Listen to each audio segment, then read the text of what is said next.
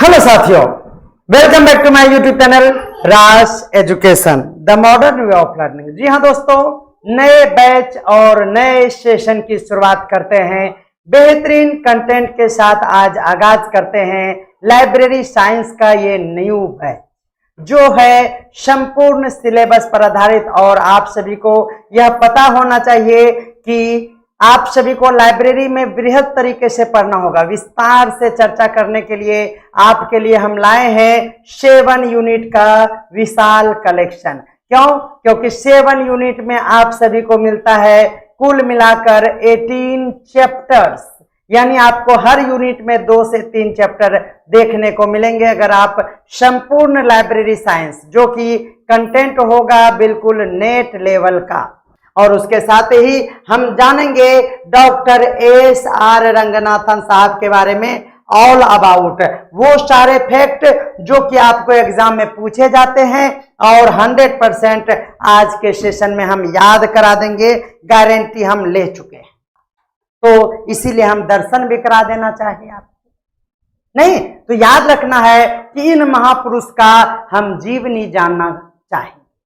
याद रखना है जिन्होंने लाइब्रेरी साइंस के लिए इतना लंबा चौड़ा संविधान दिया, जिसको इतने समय के बाद भी प्रासंगिक माना जाता है, रेलिवेंट माना जाता है, वह तर्क संगत है। ऐसा इसमें कोई कमी अभी तक नहीं दिख रहा है और ना आगे दिखेगा, क्योंकि इन्होंने 5 नियम में संपूर्ण सिद्धांत को, थ्योरी को, नैतिक शास्त्र को, सभी को समाविष्ट कर दिया, जो कि वर्तमान परिप्रेक्ष्य में काफी जरूरी था।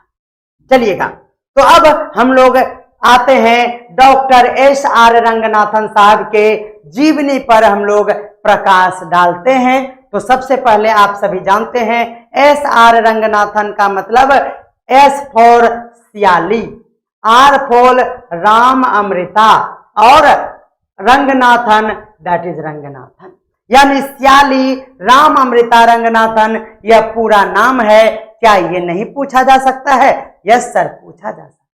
तो सबसे पहले पहला नंबर जो मोस्ट इंपॉर्टेंट इंफॉर्मेशन है कि आप पूरा नाम को पहले याद कर लीजिए। सयाली राम अमृता राम रंगनाथन, यह आपका पूरा नाम याद रखिए।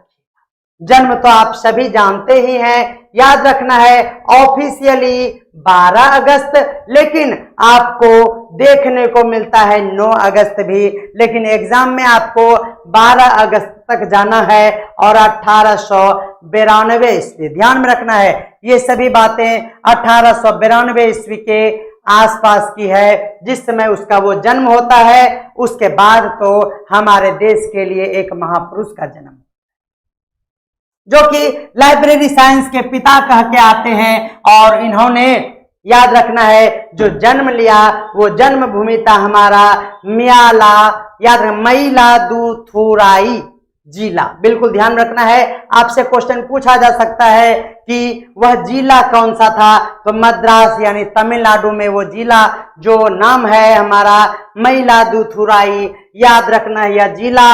और इनकी दुख वाली बातें हैं, इनकी मृत्यु 27 सितंबर 1972 में हो जाती है। 27 सितंबर 1972 आपको ये याद रखना है कि डॉक्टर एस.आर. रंगनाथन साहब का ये मृत्यु। और आपको बताना है 1972 ईस्वी मृत्यु के साथ साथ एक और इस ईस्वी से संबंधित महत्वपूर्ण जानकारी वो कौन सा है, जल्दी से आप बताइएगा। 1972 ईस्वी वो कौन सी जानकारी है जो हम आपसे पूछना चाहते हैं, जानना चाहते हैं? कल के ही क्लास में हम आपको बताए थे।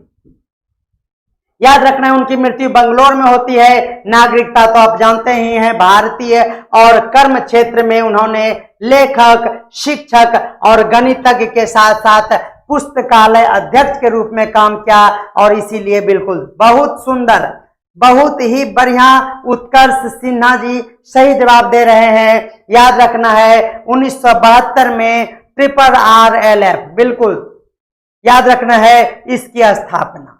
बहुत बढ़िया, बेहतरीन, यही तो है आप पढ़ाई करते हैं। सबसे बड़ी बात आपको ध्यान में रखना है, उन्होंने BA में गणित से क्या है, यानी मूल रूप से वो पहले गणितज्ञ और तत्पश्चात फाइनली वो लाइब्रेरियन कहलाने लगे। ध्यान में रखना है उन्हें, आप ध्यान में रखिएगा। पुरस्कार के तौर पर सबसे पहले ध्यान में रखना है पद्मश्री, जो कि आपको 1957 ईस्वी में मिला था।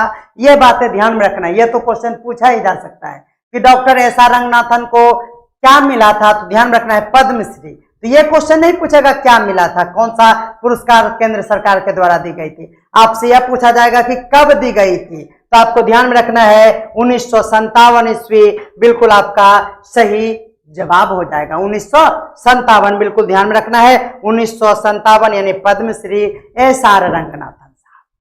ठीक है, अब इनकी जिंदगी प्रारंभ करते हैं।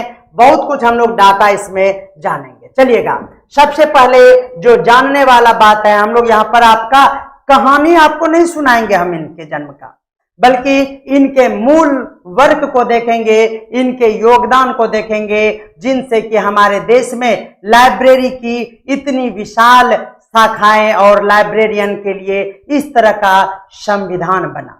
तो ध्यान रखना है, पहले बनारस हिंदू विश्वविद्यालय, याद रखना है 1945 से 47, ध्यान में रखना है 1945 से 47 यानी आजादी के दौरान, याद रखना है उस समय बनारस हिंदू विश्वविद्यालय में पुस्तकालय विज्ञान के प्रोफेसर और विश्वविद्यालय के लिए उन्होंने पुस्तकालय अध्यक्ष के रूप में कार्य किया है।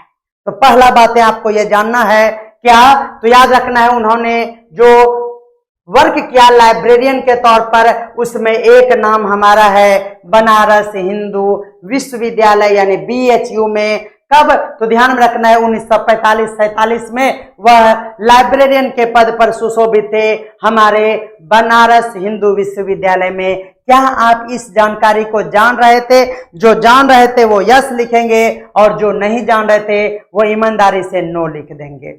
जल्दी से बोलिएगा।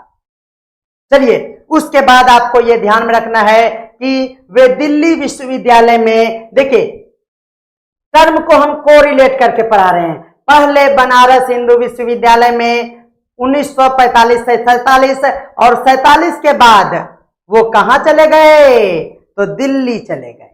बिल्कुल ध्यान में रखना है, वह दिल्ली विश्वविद्यालय में पुस्तकालय विज्ञान के प्रोफेसर तो थे ही, बिल्कुल आपको ध्यान में रखना है कि वह प्रोफेसर के रूप में दिल्ली विश्वविद्यालय चले गए। यह बातें आपको ध्यान में रखना है। और 1947 से 55 तक दिल्ली विश्वविद्यालय में उन्होंने उच्च डिग्री प्रदान करने वाला पहला भारतीय पुस्तकालय अध्यक्ष बन गया।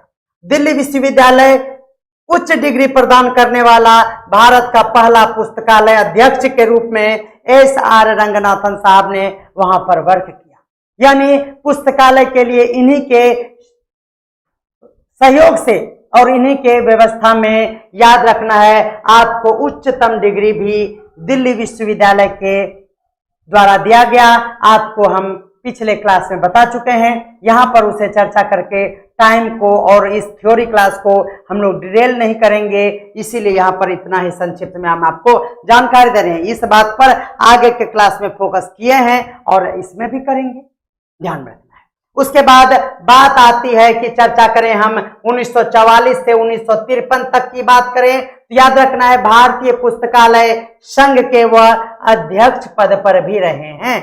अब आप बोलेंगे एक ही समय में कैसे यहां पर इस तरह से कार्य कर रहे हैं, तो आपको ध्यान में रखना है अध्यक्छ के तौर पर भी इन्होंने पदभार संभालते हुए मैनेज किया है हर पोस्ट। बिल्कुल ध्यान, 1957 बोलिए तो कौन सा ईस्वी है, ध्यान में रखना है 1957 कौन सा ईस्वी है, जल्दी से कमेंट करिएगा। ईस्वी तभी आपको याद रहेगा जब आप 1957 को उठाइए और पूछिए बेटा तुम इसमें क्या क्या इंक्लूड हो गया है, तो याद रखना है 1957 में क्या हुआ था। कमेंट करिए जल्दी से, 1957 में क्या क्या हुआ अभी जस्ट हम बताएं, इसीलिए अभी नहीं बताएंगे, आपको कमेंट करना है या फिर आप नोट किए हैं तो बताइए कि नोट करते जाए। याद रखना है 1957 में उन्हें अंतर्राष्ट्रीय सूचना प्रलेखन महासंघ यानी FID, यानी आपको याद रखना है FID बोले तो federation of information and documentation के लिए, ध्यान में रखना है, उनका एक मानद सदस्य भी चुना गया और उन्हें ग्रेट ब्रिटेन पुस्तकालय संघ के लिए आजीवन तौर पर उपाध्यक्ष का पद सुशोभित कर दिया गया। यानी आपको ध्यान में रखना है। हाँ, बहुत बढ़िया, बेहतरीन आप लोगों के लिए एकदम। आपको इसी तरह से याद रखना है। आप कोई भी ईस्वी हो उसको पकड़ के बोलिए, कॉलर पकड़ के खड़ा करिए, अरे 1947 क्या हुआ था? तो 1947 में तो हमारा बाबू आजाद हुआ था। हाँ ठीक है। फिर बोलेंगे 1957 बोलिए। हाँ, ऐसा रंगनाथन साहब को पद्मश्री हमारे कहने पर दिया था, हमें सिफारिश की। एकदम हंसी मजाक करके बुक को एंजॉय कीजिए, तब आपको याद रहेगा। इसी तरह से करा कि मेरी शादी हुई थी, हे भगवान हे भगवान, बिल्कुल पद्मश्री। चलिएगा, याद रखना है आपको 1957 में, याद रखना है। दूसरा यहाँ पर उन्हें अंतर्राष्ट्रीय सूचना एवं प्रलेखन महासंघ, जिसको FID बोले तो federation of information and documentation का, उन्हें मानक सदस्य चुना गया था। यह भी बातें ध्यान में रखना है 1957 के लिए। खाली पद्मश्री ही नहीं याद रखिएगा, इसके साथ ये भी याद रख लीजिएगा। और उसी ईस्वी के दौरान ग्रेट ब्रिटेन पुस्तकालय संघ के लिए याद रखना, उन्हें आजीवन तौर पर उपाध्यक्ष नामित कर लिया गया। बिल्कुल आपको यह बातें भी समझ में आ गया होगा। याद रखना है, अगर उनके प्रारंभिक जीवन और शिक्षा पर अगर हम प्रकाश डालें तो रंगनाथन साहब का जन्म तिथि 12 अगस्त 1992 लिखी जाती है, लेकिन उन्होंने अपनी पुस्तक the 5 laws of library science में अपनी जन्म तिथि को 9 अगस्त बताया है। यह बातें भी आपको ध्यान में रखना है। अब बोलिए, अगर आपको पूछ दिया जाता कि 5 लॉज ऑफ लाइब्रेरी साइंस के अनुसार SR रंगनाथन साहब का जन्म दिवस, तो बोलिए हाँ बात है ऐसा कि उसमें 4 छिपकली तो जरूर अट जाता। नहीं, क्यों छिपकली तो हमको दिख रही थी। तो बोलिएगा, यह बातें आप जान रहे थे क्या कि 9 अगस्त और 12 अगस्त दोनों है। 9 अगस्त का चर्चा कहां पर होता है यह आप जानते थे? यस और नो। देखिए 9 अगस्त 1992 जो है वह मेंशन किया गया है 5 लॉज ऑफ लाइब्रेरी साइंस में, लेकिन यह सिर्फ एक ही जगह मेंशन है, बाकी दुनिया में हर जगह यानी एजुकेशन सर्टिफिकेट सब पर भी आपको 12 अगस्त देखने को मिलता है। ये 2 जानकारी आपको हम बिल्कुल दे रहे हैं। अनिशा कुमारी कह रहे हैं यस और लक्ष्मी फनी कह रही हैं नो। और दोनों दे देगा तब क्या करेंगे? दोनों नहीं देगा, चिंता नहीं कीजिए। अगर दोनों दे देगा तो आप 12 अगस्त मारिएगा, बिल्कुल 12 अगस्त मारिएगा, ठीक है। हाँ, बीपीएससी है, पागल है, कुछ भी कर सकते हैं, तो याद रखना है। तब फिर आपको दोनों दिया रहे तो 12 अगस्त नोट करिएगा, 12 अगस्त ही देना है, बिल्कुल। भारत सरकार ने पुस्तकालय विज्ञान में बहुमूल्य योगदान के लिए उन्हें 1957 ईस्वी में पद्मश्री से सम्मानित किया। यह बातें आप जान चुके हैं। रंगनाथन यूनिवर्सिटी कॉलेज लंदन गए थे, याद रखना है।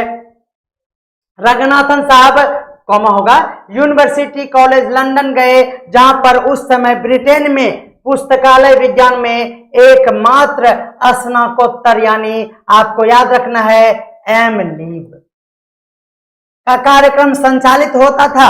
उस समय जिस समय कुछ भी नहीं था, याद रखना है आपको लाइब्रेरी साइंस में मात्र एक संगठन आप बताइएगा जिस समय कि एम लिव कराया जाता था, तो याद रखना है वह था यूनिवर्सिटी कॉलेज ऑफ लंदन। बिल्कुल ध्यान में रखना है, यूनिवर्सिटी कॉलेज लंदन में उन्होंने उस समय जिस समय पहला एक ही संस्थान था ब्रिटेन में, वहां पर उन्होंने एम लिव किया। सोचिए,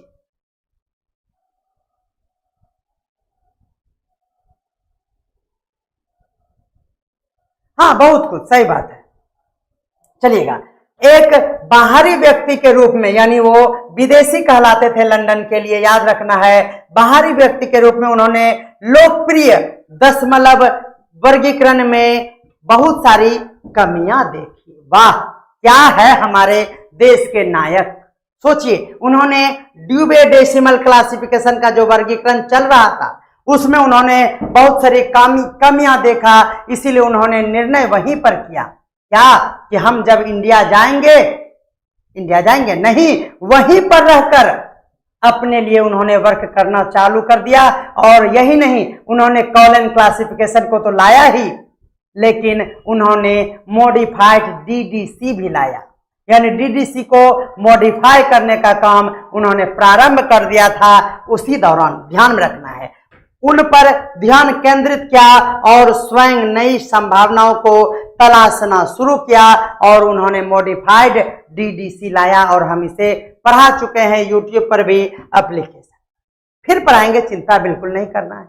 ये नए बैच की शुरुआत है, तो नए बैच की शुरुआत एकदम मस्त तरीके से हुआ है, आप इसे भरपूर सपोर्ट। देखिए, ड्यूबे डेसिमल वर्गीकरण यानी डीडीसी के साथ इसे उपव्याख्यानात्मक रूप से साबित किया, यानी उन्होंने लाया अपने लिए नया डीडीसी। उदाहरण के लिए भारत में उन्होंने युद्ध की कमी उन्होंने देखा, तो क्या क्या कमी दिखा, तो भारत की संस्कृति, भारत के धर्म ग्रंथ, भारत में जो भी युद्ध कौशल हुआ करते थे, भारत के प्राचीन धर्म ग्रंथ के लिए उसमें कोई भी कैटेगरी नहीं था। ये सभी कमियों को उन्होंने उजागर किया और उन्होंने उसे मॉडिफाई किया। बिल्कुल ध्यान रखना है, भारत में युद्ध पर जो पुस्तक हो उसमें युद्ध हो, भारत हो, इत्यादि इत्यादि का वर्गीकरण होना चाहिए, यह नहीं देखने के कारण उन्होंने मॉडिफाई डीडीसी लाया और अपना क्लासिफिकेशन लाया। उस समय उपलब्ध सूचना पुनर्प्राप्ति की खराब तकनीकी को देखते हुए उन्होंने अवधारणा का कार्यान्वयन सूचना पुनर्प्राप्ति के विज्ञान के लिए उन्होंने एक बड़े कदम को उठाया था, यानी उन्होंने इंफॉर्मेशन रिट्राइवल के लिए, बिल्कुल ध्यान रखना है, उन्होंने इंफॉर्मेशन रिट्राइवल के लिए भी वर्क शुरू किया, क्योंकि उन्हें बहुत सारी कमियां इसमें भी देखने को मिला था। उन्होंने इंग्लैंड में रहते हुए उस प्रणाली के लिए मसौदा तैयार करना शुरू कर दिया था और अंततः उन्होंने कॉलन क्लासिफिकेशन यानी कॉलन वर्गीकरण बनाया ही बनाया, जो कि इनका मूल रूप से था, जबकि अंतर्राष्ट्रीय लेवल पर उसको मॉडिफाई भी किया और डीडीसी का उन्होंने मॉडिफाइड में लाया। तो याद रखना है, मुख्य रूप से उन्होंने कॉलन क्लासिफिकेशन को लाया। इन्हें इस प्रणाली का विचार सबसे पहले लंदन के एक खिलौनों की दुकान में, याद रखना है, मैकानो सेट देख कर आया था कि हम क्लासिफाई इसका करेंगे अपने तरीके से, यानी कॉलन क्लासिफिकेशन का वर्गीकरण का जिस तरह से न्यूटन को एप्पल देख के दिमाग में आया था भूत, याद रखना है एस.आर. रंगनाथन साहब को एक खिलौना में एक जीन दिखा और उससे समझ में आया कि हम कॉलन क्लासिफिकेशन बना सकते हैं, और वो खिलौना में आपको याद रखना है मैकानो सेट को देखकर उन्होंने यह विचार किया कि हम भी क्लासिफिकेशन करेंगे और क्लासिफिकेशन का नाम देंगे कॉलन क्लासिफिकेशन।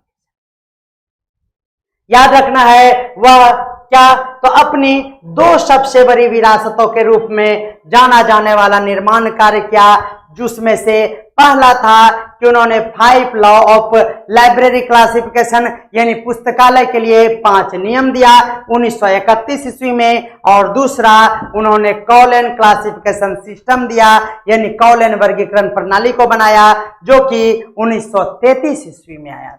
तो दो बातें याद रखना है, मील का पत्थर साबित हुआ हमारे एस.आर. रंगनाथन साहब के मुख्य उपलब्धि में। ऐसे तो उपलब्धि हजार हैं, लेकिन मूल रूप से जो कि क्रांतिकारी साबित हुआ वह था हमारा 5 लॉज का ये बुक और लॉज, और दूसरा कॉलन क्लासिफिकेशन सिस्टम जो 1933 ईस्वी में आया था।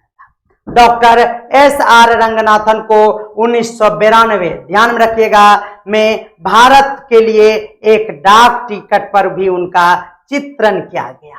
आपसे क्वेश्चन क्यों ना पूछे कि एस.आर. रंगनाथन साहब के लिए डाक टिकट कब जारी किया गया था?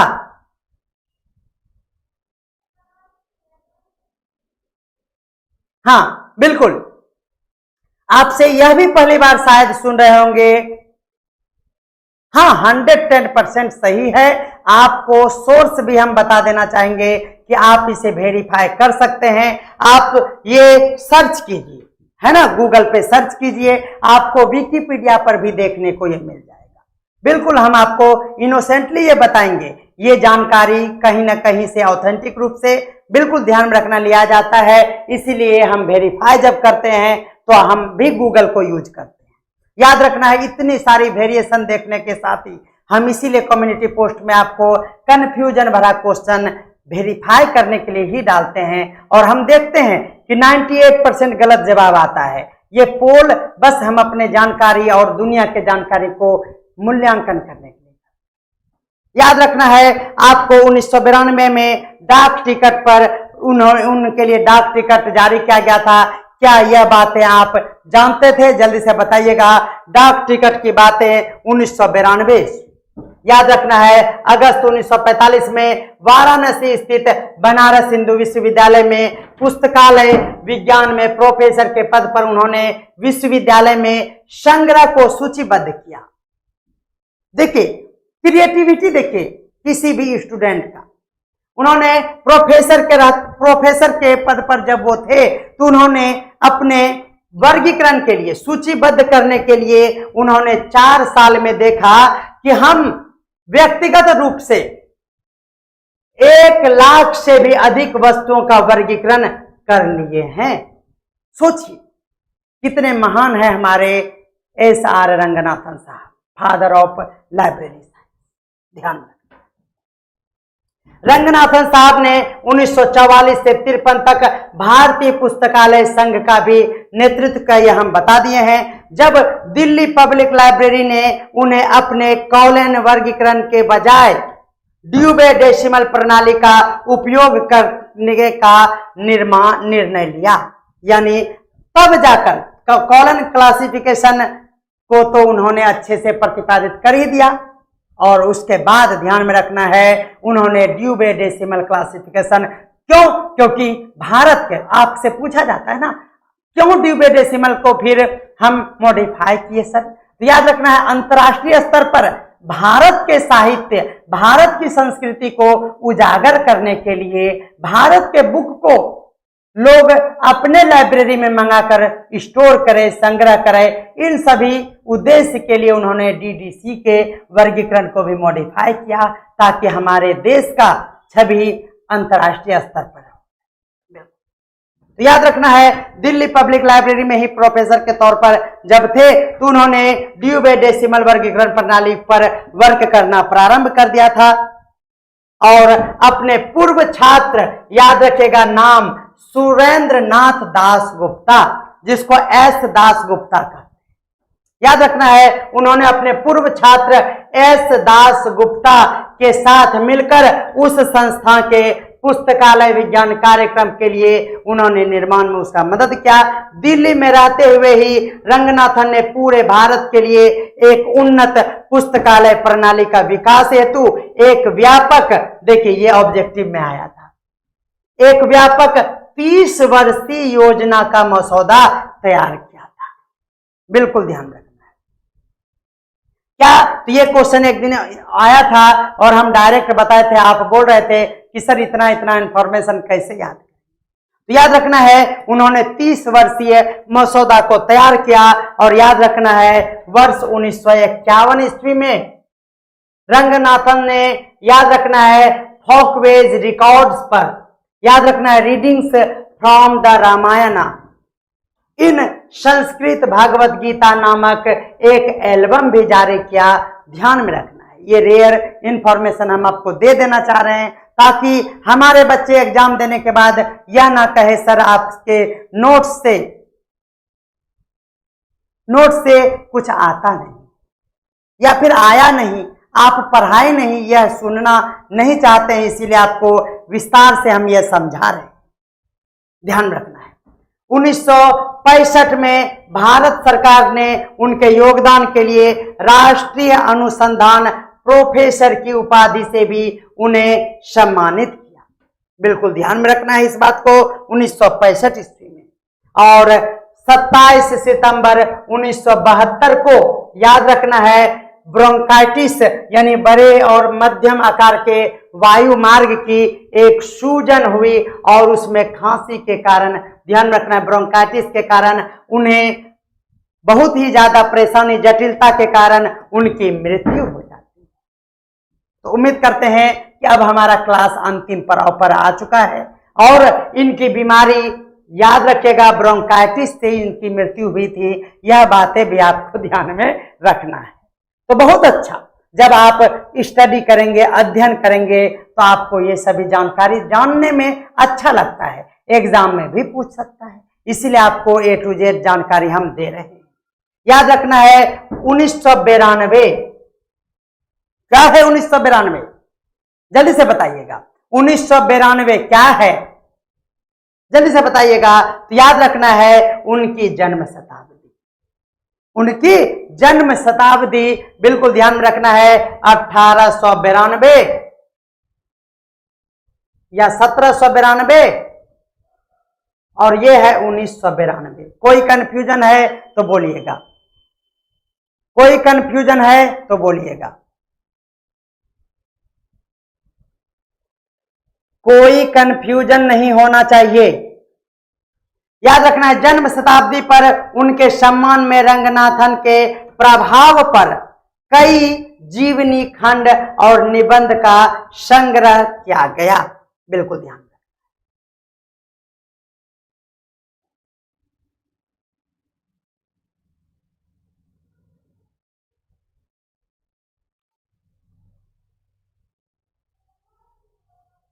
चलिएगा नेक्स्ट देखते हैं। यानी रंगनाथन की आत्मकथा का शीर्षक है क्या, ये आप जानते थे? रंगनाथन साहब के आत्मकथा का क्या शीर्षक है?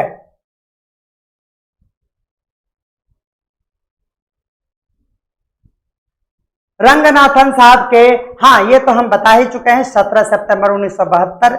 बिल्कुल 1792 कुछ नहीं था, बस आपको कंफ्यूज करना चाह रहे थे। चलिए आज हम आपको कंफ्यूजन का शिकार नहीं कर पा रहे हैं क्योंकि ये थ्योरी क्लास है। चलिएगा, तो रंगनाथन साहब के आत्मकथा का शीर्षक है ए लाइब्रेरियन लुक्स बैक। बोलिए ये क्या आप जान रहे थे इस बात को? क्या आप ये जान रहे थे? क्या इस बात को आप जान रहे थे? रंगनाथन साहब की आत्मकथा का नाम आप शीर्षक देखेंगे ए लाइब्रेरियन लुक्स बैक। जल्दी से बोलिएगा। हाँ बिल्कुल, ये सभी जानना चाहिए, ये सभी एकदम कॉमन क्वेश्चन है, आप सभी को याद रखना है। जन्मदिन 12 अगस्त को भारत में राष्ट्रीय पुस्तकालय अध्यक्ष, ध्यान में रखना है, दिवस के रूप में मनाया जाता है। कोई कंफ्यूजन नहीं होना चाहिए। आप लास्ट स्लाइड आप सभी के लिए अब याद करने वाला, ईस्वी के साथ आप सारे कंफ्यूजन को दूर भगा लीजिए। ठीक है, देखिए 1957 पद्मश्री का पुरस्कार, बोलेंगे यस सर। 1965 में एसआर रंगनाथन साहब को पुस्तकालय विज्ञान में राष्ट्रीय अनुसंधान के लिए प्रोफेसर बनाया गया। 1948 ईस्वी में याद रखना है डी लिट की मानद उपाधि दिल्ली विश्वविद्यालय के द्वारा दिया गया। 1954 ईस्वी में संरक्षण के तौर पर सिख दिल्ली लाइब्रेरी एसोसिएशन का उन्हें संरक्षक बनाया गया। बिल्कुल ये बातें हम ध्यान में रख लिए हैं। 1957 में पद्मश्री तो मिला ही, इसके साथ भारत सरकार के द्वारा उन्हें मानद उपाध्यक्ष, लाइब्रेरी एसोसिएशन का उपाध्यक्ष के लिए मानक फेलो और इंटरनेशनल फेडरेशन ऑफ डॉक्यूमेंटेशन के लिए भी उन्हें चुना गया। बिल्कुल ध्यान में रखना है। 1965 ईस्वी में पुस्तकालय विज्ञान के लिए राष्ट्रीय अनुसंधान में प्रोफेसर बने भारत सरकार के लिए। और 1970 ईस्वी में मार्गरेट मान पुरस्कार अमेरिकन लाइब्रेरी एसोसिएशन के द्वारा दिया गया। बिल्कुल ये बातें आपको नोट कर लेना चाहिए। तो उम्मीद करते हैं कि आपको आज का थ्योरी का क्लास एक अलग लेवल का, हाई लेवल का मिला होगा। आपको बेहतरीन इसी तरह 1 घंटे से ज्यादा लंबे समय का ये क्लास मिलेगा हर दिन। और आपको एमसीक्यूज कराया जाएगा बिल्कुल हाई लेवल का, जो कि एग्जाम ओरिएंटेड होगा और नेट लेवल का होगा। तो मिलते हैं अगले क्लास में। आपको टाइम याद रखना है, 8 या फिर 8:30 बजे तक इंतजार हो सकता है, लेकिन आएंगे जरूर आप सभी के साथ। तो मिलते हैं अगले क्लास में जल्दी, तब तक के लिए सभी को बाय बाय।